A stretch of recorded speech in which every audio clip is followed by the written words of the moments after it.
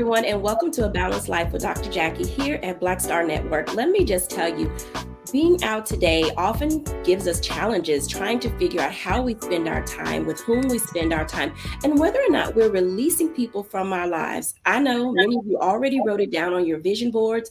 Many of you have put it in places on social media, and you're thinking about how do you release people from your life simply because you haven't developed balanced and healthy relationships. Well, today we're going to talk about it for a moment. We really need to identify, understand, discover what are some of the best ways for us to be able to create relationships through communication, through hanging out, through talking on social media. And today we are joined by some amazing individuals who are going to talk to us about what it means and how to develop relationships that are not only substantive but meaningful. We're going to be joined today by our mom strategist. I'm going to say that over. We're going to be joined today by our mom strategist, Charlotte Avery, Dr. Terry Witt Bailey of the Center for Leadership Development, our licensed professional counselor today, Aaliyah Watson, and of course, we're invited into our studio today, Stacey Owens, who will talk to us about what it means to have safe spaces for our employees. Welcome in, everyone. Thank you. Thank Oh you. my goodness. I am so excited that each of you are here today because your voices in this space really do matter to how we begin to develop relationships. And, today we're going to do a couple of things differently. I know our audience has been accustomed to all of our group being together, but I'm going to do some one-on-ones today.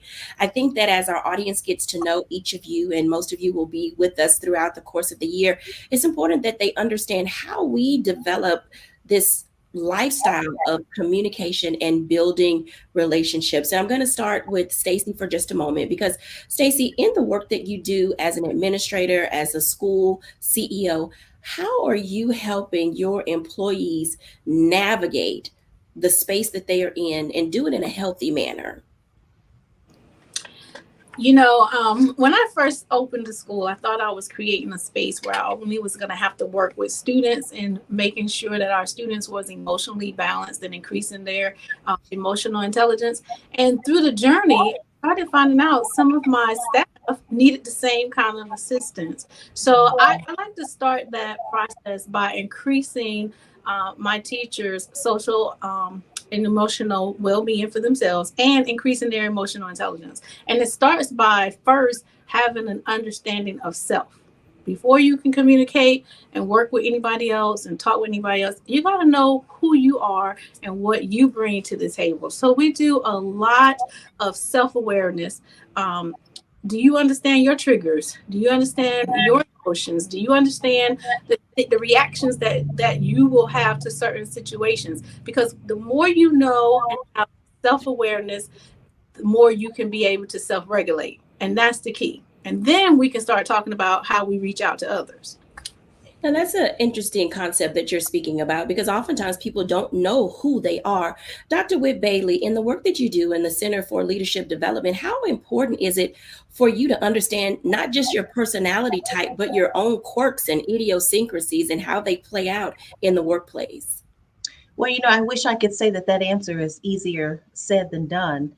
It is important when you are looking, especially at other individuals and finding the flaws in others, that you look inward and find out why it is that you feel that there are issues or problems or quirks as you shared.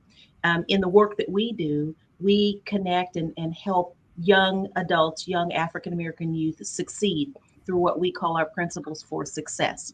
And they are character development, educational excellence, leadership effectiveness, community service, and career achievement. And what we are finding is that just as your previous guest shared, we need to look at ourselves so that we can make sure that those quirks that might be coming out internally aren't spilling over into our clientele. So we have to look inward. That's 100% correct. How are we doing? How are we connecting with others? Why are we feeling the way that we're feeling? Maybe we should be doing some testing or some looking at other programs or tests or surveys so that we can figure out why we respond the way that we do, why we react the way that we do, and why we move forward the way that we do. Now, each of those principles that you've just given, Dr. Terry, really do help us somewhat figure out not everything that we do is going to be taught in school. Not everything is going to happen in the workplace. Charlotte Avery, as a mom strategist, and in your book, The 40-Day Tone of Voice, Tone Down, and working with your own children and others, there are often times that our kids are to learn in the home how to go out into the world. What does that look like for you?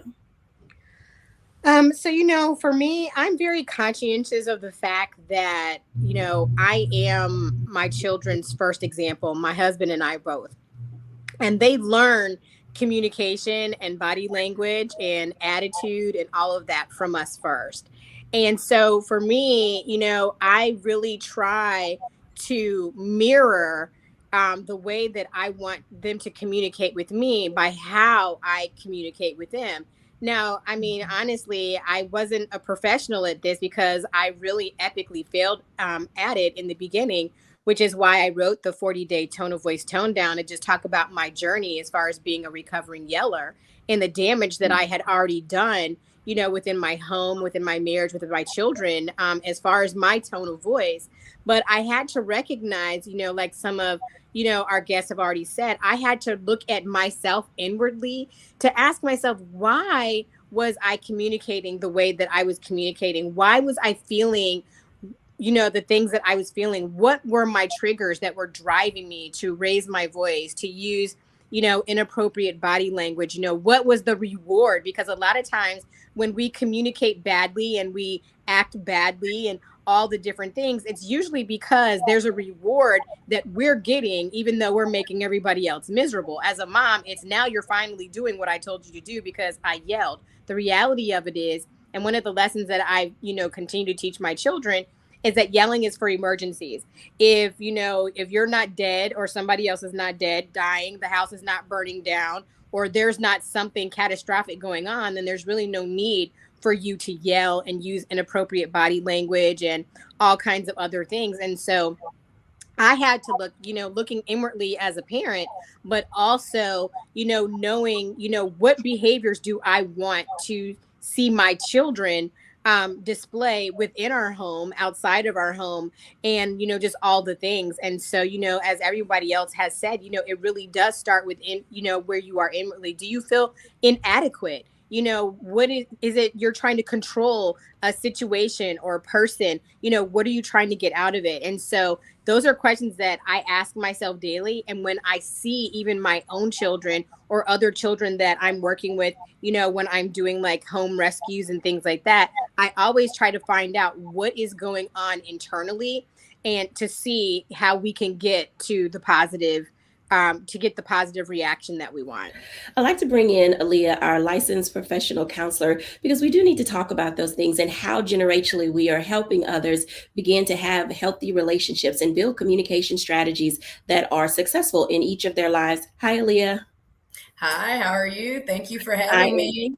I am doing well. I'm glad that you're here. Tell us a little bit about yourself and then share with us your thoughts and insights related to communication and building healthy relationships. Like I said, my name is Aaliyah Watson. I am a licensed professional counseling supervisor in Texas and Louisiana. I specialize in working with minority women with issues such as anxiety, depression, work-to-life balance, family stress, relationship stress, things like that. So great things like along the lines of what we are discussing today. What I would say is important is, again, assertive communication for us to be able to develop those friendships, those relationships, or even those intimate relationships. It's going to be being able to communicate your needs and also being able to communicate with your partner, friend, or family member whenever you're unclear on something. And also just having a general level of mutual respect for that person, because I think that also makes a good environment for assertive communication if there is that understanding of mutual respect. Absolutely. Along with Aaliyah, I do want to bring in Stacey Owens to talk about that for a moment because these generations are now crossing over into the workplace. And there are times when we were born in a generation where children were to be seen and not heard, and you didn't step into grown folks' business, and you didn't talk when you weren't supposed to. So, Stacey, Analia, how is this playing out in the workplace as you're developing healthy spaces for people to have an environment to work? We also bring some of our childhood self into that space. How are you navigating those nuances? And talk to us a little bit about those things that you share in your book.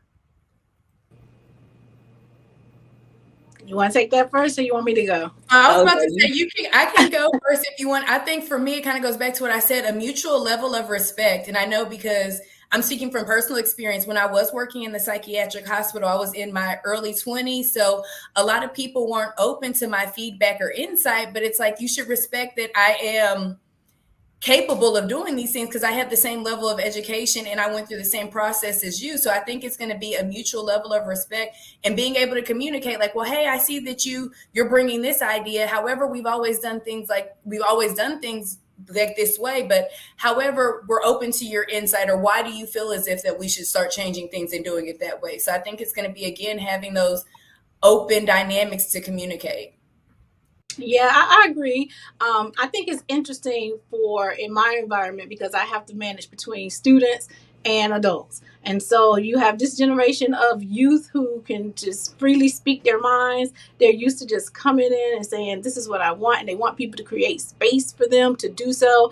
And then you mix that with a generation of teachers who, if it's not a young teacher, my older teachers who's like, hey, I just want you to do what I told you to do when I told you to do it. And we're not going to have this long conversation about it. And now everybody's feelings are involved because now the student is emotionally upset because they feel like they're not being heard, not being seen, not being listened to. And then the teacher, her emotions are off kilter because she feels like you're disrespecting. So it needs to be open and honest communication.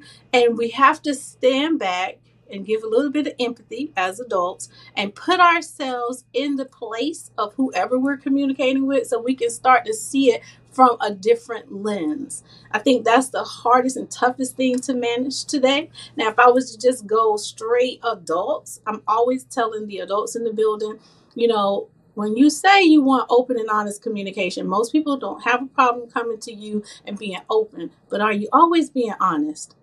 Honest, not in terms of telling truth, but honest in making sure that, in telling terms, you want to tell the truth, but I'm saying it from a perspective of, are you truly sharing what's in your heart to share for what's going on with you? Or are you just leaving space where you want somebody to figure it out or assume? So we often say, I have an open door policy. And then when I ask you, are you okay? You'll say yes. So I have to always follow up. Now tell me what you really feel. Because if you're not going to really say what you're dealing with, then how can the other person that you're communicating with really authentically bring a solution or anything to the table? So I find we have to define, even when we say be open and honest, be empathetic, what does that look like and sound like for your environment? Absolutely. When we come back after the break, let's talk about that for a moment. What does it really mean not only to be open and honest, but how do you bring your personality and your authentic self to the table? We'll be back after the break.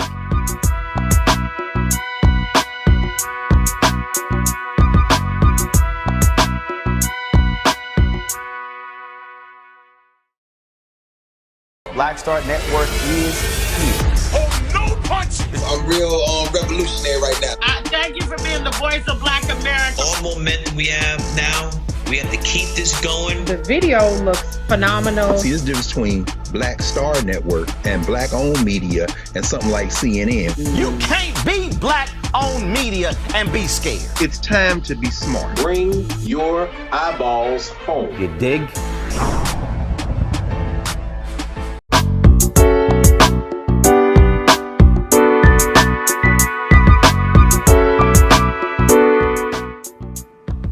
Welcome back, everyone, to A Balanced Life. And as you can tell, learning how to navigate the nuances of going back into the workplace after this pandemic, dealing with our family members, building healthy, strong relationships is always not easy.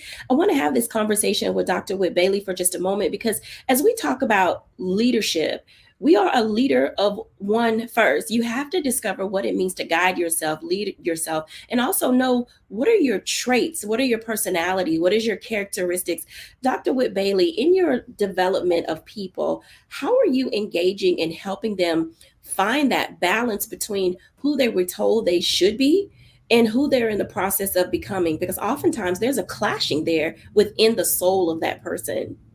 Actually, I 100% agree with that, especially when you're coming into the workforce. And so we'll talk about people coming into the workforce. Where I work, there are several generations of individuals. I'd like to say that I'm a young person, but I'm just young at heart now. And we have people that are working in our environment that are, I could be their grandmother. And so my idea of professionalism might be different than their idea of professionalism, how you dress when you come to work, what you might say, how you show up to a meeting. And so, one of the things that we like to do is to look at our personality traits. Now, there are lots of different ways to look at personality traits. I also like to do a shorter version with the staff, which is love languages. And some people are familiar with those love languages. I think it's acts of service, physical touch. I wrote them down. Let's see, words of affirmation, gifts, and quality time. Those are simple to look at. When we look at Myers-Briggs and those personality assessments, it's a little more detailed and more specific to the individual. So once we're able to figure out, or the individual is able to figure out, for the most part, what type of personality they have, then they know, again, how they respond, why they respond to certain things. They know who they will be more apt to compliment and work with. They'll know if they are the supervisor, why they aren't able to communicate in the best light with maybe some of their staff members, or vice versa. And so I know that was very helpful for me when I first did Myers-Briggs. I just got the 4 letters and memorized the 4 letters, but didn't really quite understand how that helped me to develop as a person, how that helped me to be able to come to meetings and to interact with my staff and to know myself well enough to know how I could interact with others. And then it helps those others. So there are a lot of personality tests that are out there. I'm not trying to sell one over another, but again, it's helping you to understand yourself first. And then that way you can interact better with others. Because at the end of the day, you want to be productive in the workforce. You want to be productive in the classroom. You also want to be productive at home as you interact, with your loved ones at home. So it's not just about being in the business world. It's about how you interact with your loved ones at home also. I can absolutely agree with that, because you have your personal self and your professional self, and each of those things you find you out into the world. Charlotte Avery, let's talk about that for a moment. As Dr. Whit Bailey mentioned, the love languages, I know that a part of the work that you do in rescuing families and in having your own little people in the house, they're now of all these different ages, Charlotte. So at what age do you find, or have you found it beneficial to help your children identify their personalities and how they present themselves at school, in athletics, and then now as they're starting to work in those spaces? So that's such a really great question, because I believe that, you have to start out how you're going to hold out. And so for me, I have always taken the attitude that, I have to instill certain behaviors and things in them, and character traits in them when I'm seeing their character traits, because, we all have character traits. Some of us have very strong personalities. I know that I do, which helps me to have very good leadership skills. And so even when I'm dealing with my children who are very highly spirited and, things of that nature, I always say, okay, these are really great leadership skills. How can we, guide that particular strong will, when it comes to being a good leader in our home? And honestly, I it's something that I pray a lot about, and there are things that I develop in them, and I see them from a very young age, because I heard a statistic that said that who your child is at 4 is who they're going to end up being at 14, at 24, or whatever. And so I believe that as parents, we can't just start instilling integrity and values in them when they get older. We've got to start them when they're young. We've got to teach them, the importance of respect and, saying yes, ma'am, and no, ma'am. Mind you, that might be generational, but I come from that generation. And so, even, being what some people might consider an old school parent, I just believe that you've got to, look at your kids for who they are, even pretty much coming out of the womb. And you've got to start doing that right then and there, because if not, you're going to miss a window of opportunity. And now the things that you should have done and lessons that you should have taught your children when they were little people, now you're trying to, instill those things in them when they're teenagers. And by then, they're like doing their own thing. They're either listening to you or not listening to you. And I think like Stacey was saying, and talking about respect, I believe that, I'm not too old to learn anything from my children. That is one of the biggest lessons that I learned in writing the 40-day tone of voice tone down, is that, even as an older people, we all need to be teachable. And just like our family psychologist friend who's with us, we really need to be able to respect people where they are, knowing that we can learn. We can learn from a 2-year-old. We can learn from a 4-year-old, a 14-year-old, a 20-year-old, or whatever. And it doesn't make us, any less unimportant, but it does make us it does help us to be teachable, and it helps us to learn their world. And so I just really think that it's important to start when they're very, very, very young. You bring up a good question as it relates to beliefs and values. And I want to ask Aaliyah this question, if she can come on in, because sometimes people have a difficult time discerning the difference between their values, their beliefs, where they're going to hang their hat on how they function in life. Because we've been taught so many things that often, if you were raised by someone who was born in the 1940s, you have a different value system versus someone raised by someone that was born in the 60s and the 70s. And then now children, of the 80s are having their own kids. What does that look like in terms of this common thread of growth and development and building healthy relationships? Mutual respect, you mentioned, was important, but are there other things that people can put into their toolkit to have balanced, healthy relationships? I think a big thing is going to be either educating yourself or also being open to other perspectives. And I think that kind of goes with the respect thing, but I think it's going to be being open to know that not everybody's from the same background as you. Not everybody has the same morals as you, but being open to that other people have been able to be successful and thrive in this world without doing things the exact same way that you've done. So being open to the fact that people can do things differently and it can still be effective. So part two to that question, what role does judgment, I'm going to ask Aaliyah first, and then I'm going to go up the line. What role does judgment play in ineffective communication? I would say huge. Even us being minorities, a lot of people probably might assume that like, oh, we're not educated, or, oh, we're going to use a lot of slang. Like for even other different races, like Hispanics, people might think that, oh, they don't speak good English. So I think a lot of people, it's very unfortunate nowadays that people will judge you and make assumptions about you before you even open your mouth. Even though the old saying goes, don't judge a book by its cover, most people tend to judge first. Charlotte? I echo everything that she just said, because I mean, some things are cultural, some things are ageism, some things are gender bias or whatever. And so, I mean, I really don't have anything to add to that. All I can say is amen, sister, because I agree with everything she just said. Dr. Whit Bailey? It's been said that it takes 7 seconds to make 11 impressions about a person. And it's unfortunate because, again, you bring your culture into the situation. So I live in the Midwest. And so there's certain things that just fit in the Midwest.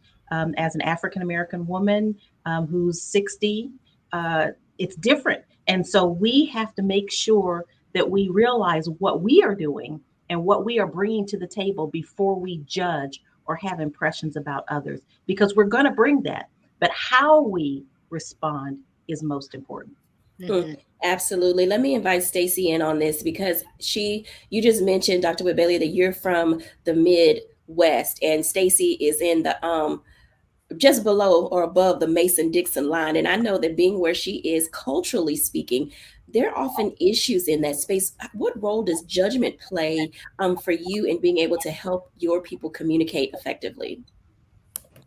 Oh, I'm just like everybody else have said. Judgment is huge. We come into the conversation with already most people come into the conversation already with their perspective of who you are, just by looking at your external being, or looking at, or what they may know about you, or have heard about you. And sometimes that can block being able to have those effective communications, because you're not going to hear me for who I am, or it may hinder you because you haven't taken time to know me beyond your perception of me. So yeah, judgment plays a huge piece in communicating with others. Absolutely. When we come back after the break, we're going to talk a little bit about what it looks like to build. What are some of the building blocks that are necessary to having healthy, balanced relationships? We'll be back in a moment.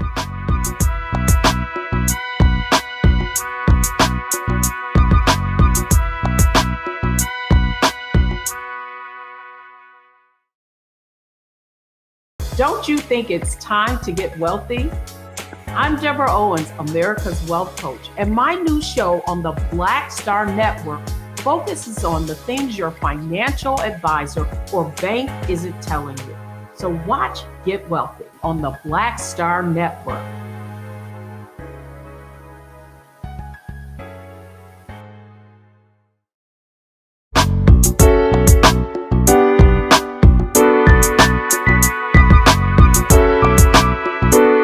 Welcome back, everyone. As you can see, judgment plays a part. Who we are plays a part. Where we live, our environment, our experiences all play a part in how we build these relationships. So let's talk about that for a moment. What are some of the tips and tools that we can share with you? Things that we have gleaned. So this is where I'm asking everybody to be open, honest, and transparent, as we talked about in our earlier blocks, because we've all been through some things, and we've learned how to not only just remove people from our lives, but how do we keep the people that we hold dear? Those relationships that we have truly harnessed the power of what friendship looks like. Welcome in, everybody, because I'm going to do a round robin with this particular block, because we all have friendships that have lasted a long time. Let's start with Dr. Whit Bailey first. What is your longest standing relationship, and how do you keep that cultivated? Oh, wow. You would start with me.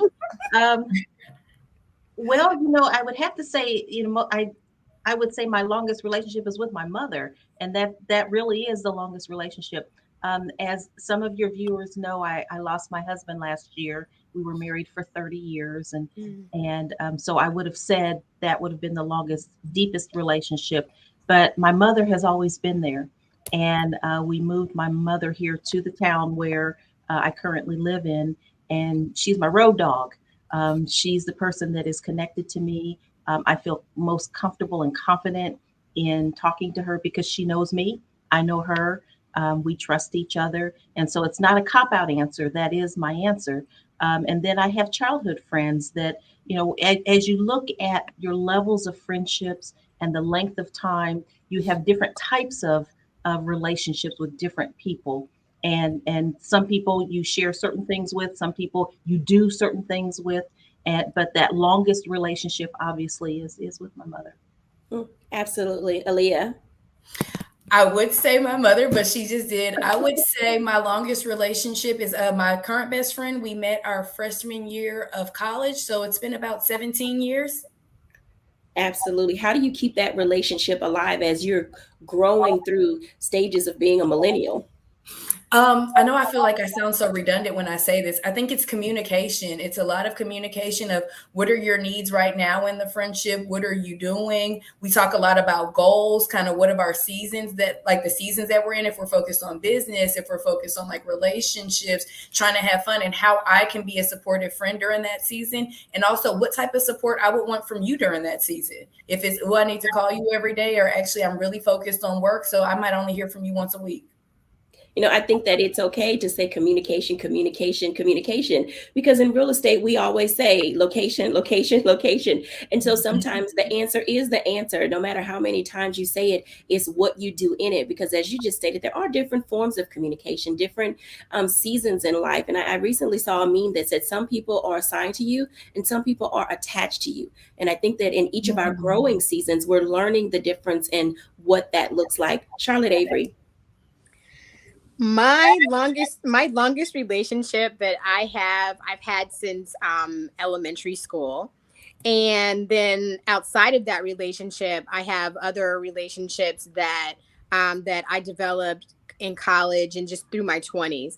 And I will tell you that the one thing that keeps those relationships, thriving is, the intentionality and just being a person who nurtures relationships. I'm not a person who has to talk to my friends every single day, but I am very intentional about the nurturing of our friendship and our relationship. And I don't believe in having relationships that are not reciprocal.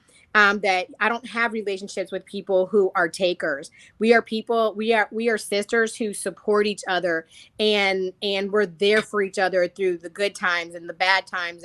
And they're not just riding with me because everything is great, grand, and wonderful. I mean, these are people who've been with me through the blood, sweat, and tears of friendship, of marriage, of birthing children, raising children, through sickness and all kinds of things. And so, it's, to me, it's not really the amount of time that I spend with my friends, but the quality of time that we spend together, and just us all being intentional about nurturing the relationship for what it needs to be.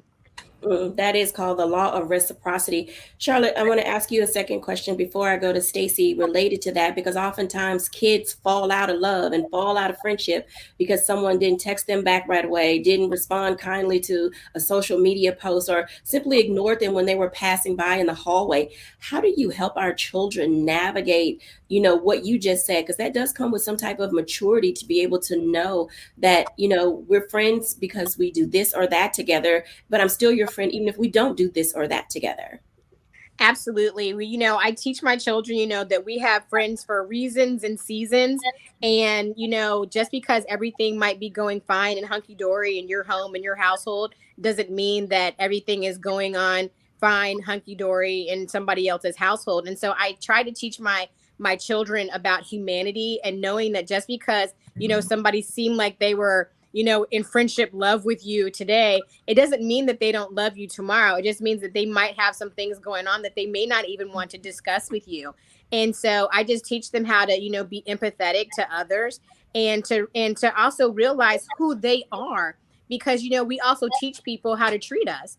And so, I teach them, you don't have to accept inappropriate behavior, but it is important that, that you respect your friends, that your friends respect you, and for you to, really kind of like dig in sometimes and not just cut people off, to be like, oh, well, you're not talking to me and you unfollowed me on social media or whatever. Don't just cut people off. Don't cut your friends off that you said that you valued, but to really dig deeper, especially if it's a relationship that you value and that they value, to say, hey, what's going on? Have I done something to hurt you or harm you?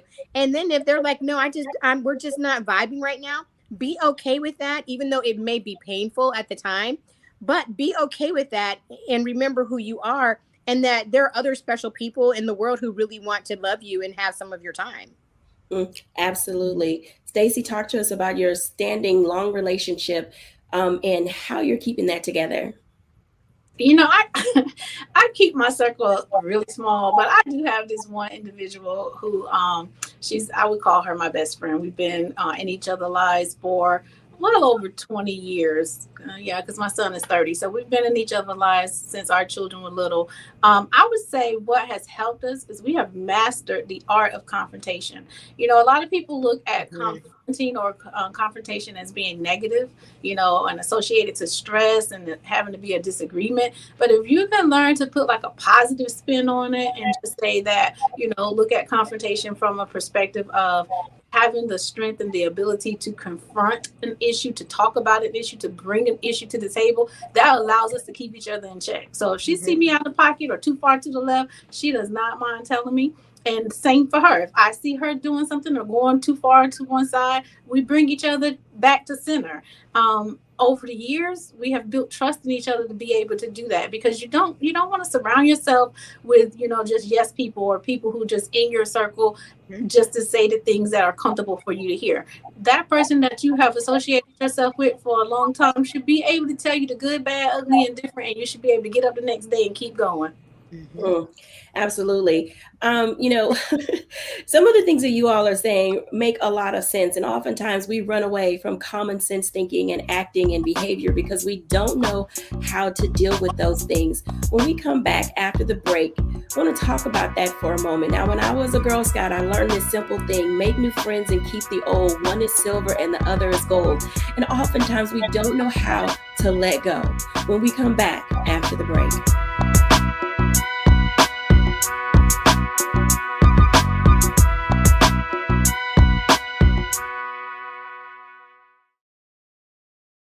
When you talk about blackness and what happens in Black culture, we're about covering these things that matter to us, speaking to our issues and concerns. This is a genuine people-powered movement. There's a lot of stuff that we're not getting. You get it, and you spread the word. We wish to plead our own cause. Too long have others spoken for us. We cannot tell our own story if we can't pay for it. This is about covering us. Invest in Black-owned media. Your dollars matter. We don't have to keep asking them to cover our stuff. So please support us in what we do, folks. We want to hit 2,000 people, $50 this month, raise $100,000. We're behind 100,000, so we want to hit that. Y'all money makes this possible. Checks and money orders go to P.O. Box 57196, Washington, D.C. 20037-0196. The Cash App is $RM Unfiltered. PayPal is R Martin Unfiltered. Venmo is RM Unfiltered. Zelle is Roland@RolandSMartin.com.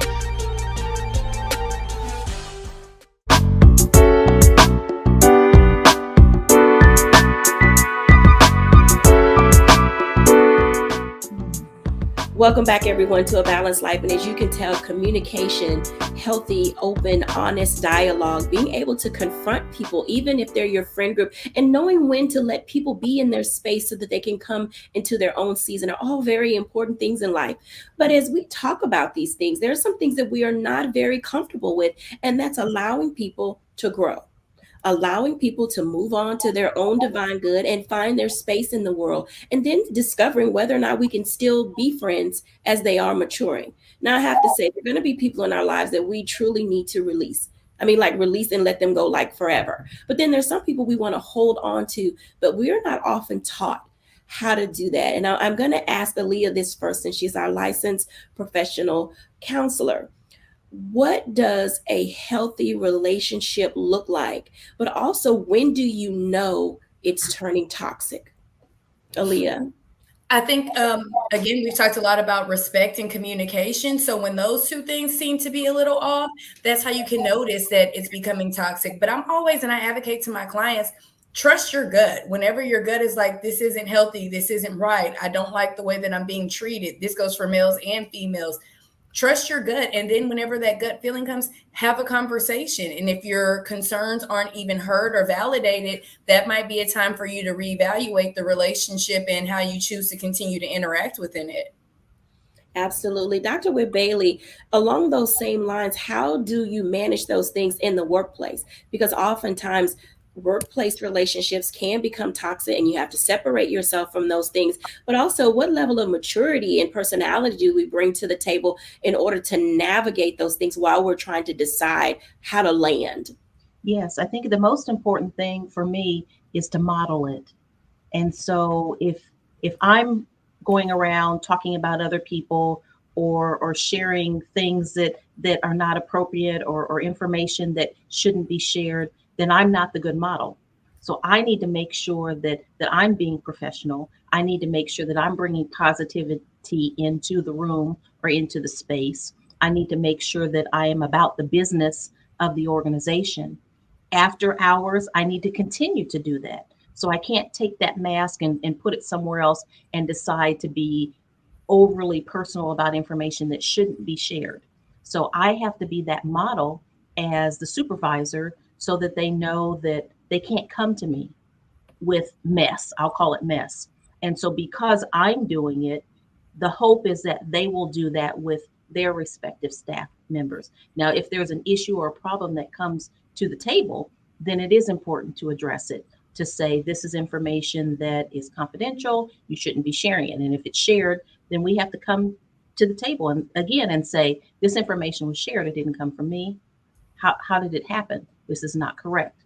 So we have guidelines and in our employee handbook that we follow, but the top thing is to make sure that you are modeling it. So I'm not pretending to be a person at work. I'm who I am.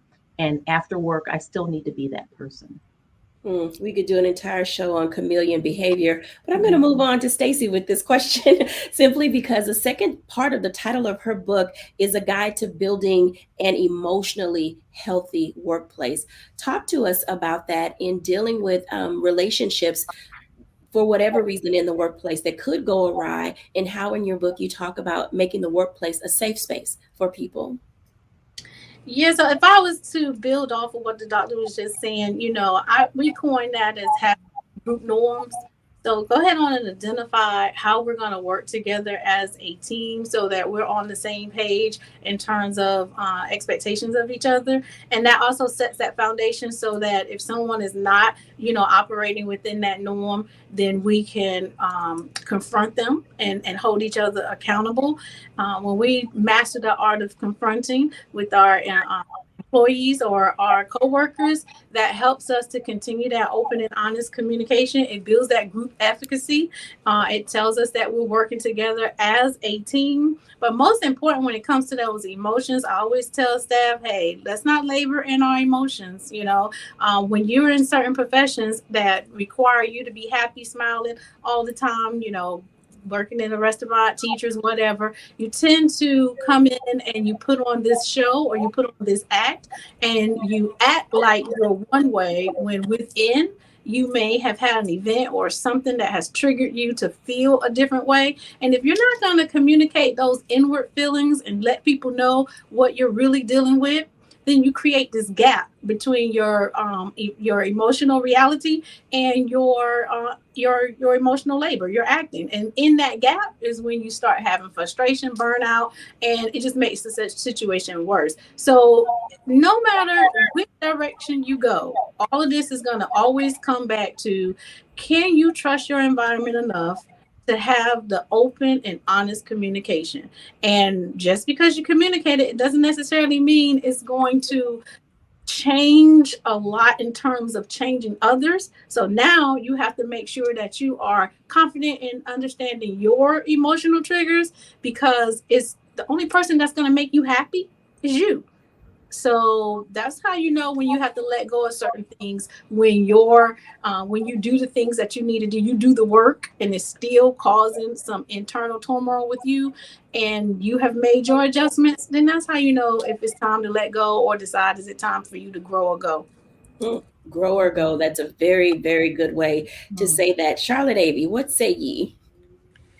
Well, I'm just amening and high-fiving all of our sisters who just spoke. And one thing that I do want to say is, you have to know what your capacity is as a person. And if you've spent time with somebody who you've called your friend for a period of time, you kind of learn what their capacity is too. But here's the thing, sometimes our capacities change.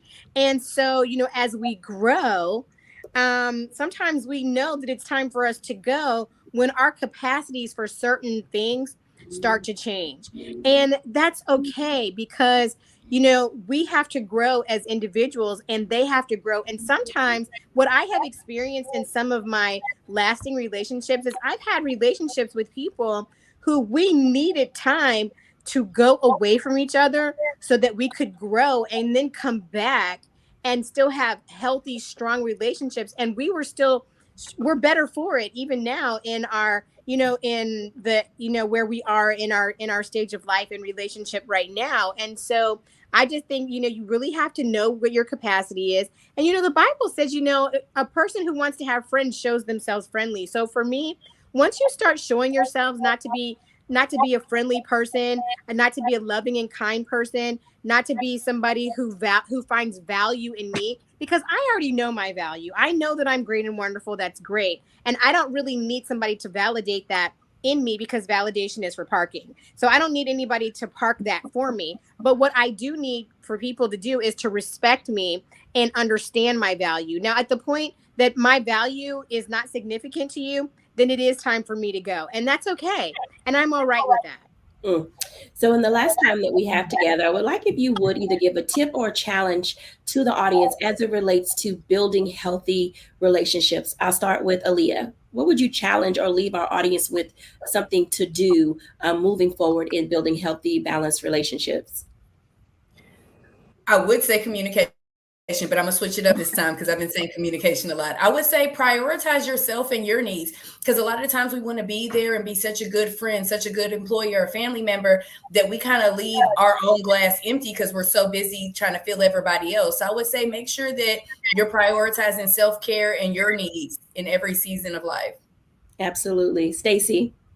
Yeah, I was going to go with that self-awareness. Spend some time understanding what triggers you, what's your emotional stance on different things, and then understanding how you can I tell people when we talk about the T, knowing your triggers, emotions, and your actions, you do that work not so that you're expecting to change somebody else that you're about to communicate with or about to interact with, but more so that if I see this trigger coming, if I see that you're about to do something that's going to trigger me and I normally get mad or I normally react like this, now that I know my reactions, I see it coming, I can regulate myself and change and do something different so that I can still be able to interact with you. So it's all about self-work, finding out what you need for you. Absolutely. Charlotte Avery? I would also say those same things, but I would also, challenge people, even myself, to be a better listener more than I'm talking. Because I think a lot of times when we're dealing with relationships, we are always kind of prepared to be on the defense or the offense, and we don't really listen to people because as they're talking, we're already preparing our, what our rebuttal is going to be. And so for me, I would just challenge people to listen more than you talk, so that you can, and guess what? And not only to other people, but even listen to yourself, because, like Stacey was saying, and talking about self-awareness and everything like that, like you got to also listen to you. It's not just listening to other people and their needs, but also listening to the things that are making you feel a certain way, that you can ask yourself the who's, the what's, the when's, the where's, the why, and how this is impacting me. Absolutely. Dr. Whit Bailey? Right on target, right on target. One of the things that I like to tell people and to tell myself is to listen to what people are not saying. Listen to what is not happening, and understand that people go through seasons of life. It's not spring, summer, winter, fall seasons, but certain things may be going on. And so that causes them to say or not say, or do or not do. But look at what's happening in between the sentences, in between the lines, so that you know how to respond and give grace when it's necessary, give support when it's necessary, and give space when it's necessary. I love all of those things, and I think that they're equally important as we discover how we're going to, continue to move throughout 2023. Some people we're going to keep, some people we're going to let go, and then oftentimes we just need to spend time with ourselves. When we're back after the break, I'll give my reflection.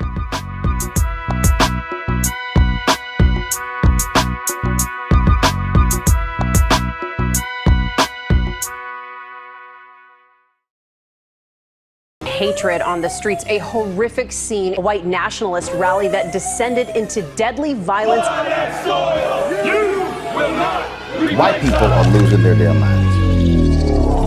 As an angry pro-Trump mob storms the U.S. Capitol, we've seen We're about to see the rise of what I call white minority resistance. We have seen white folks in this country who simply cannot tolerate black folks voting. I think what we're seeing is the inevitable result of violent denial. This is part of American history. Every time that people of color have made progress, whether real or symbolic, there has been what Carol Anderson at Emory University calls white rage as a backlash. This is the rise of the Proud Boys and the Boogaloo Boys. America, there's going to be more of this. Here's all the Proud Boys, guys. This country is getting increasingly racist in its behaviors and its attitudes because of the fear of white people. The fear that they're taking our jobs, they're taking our resources, they're taking our women. This is white fear.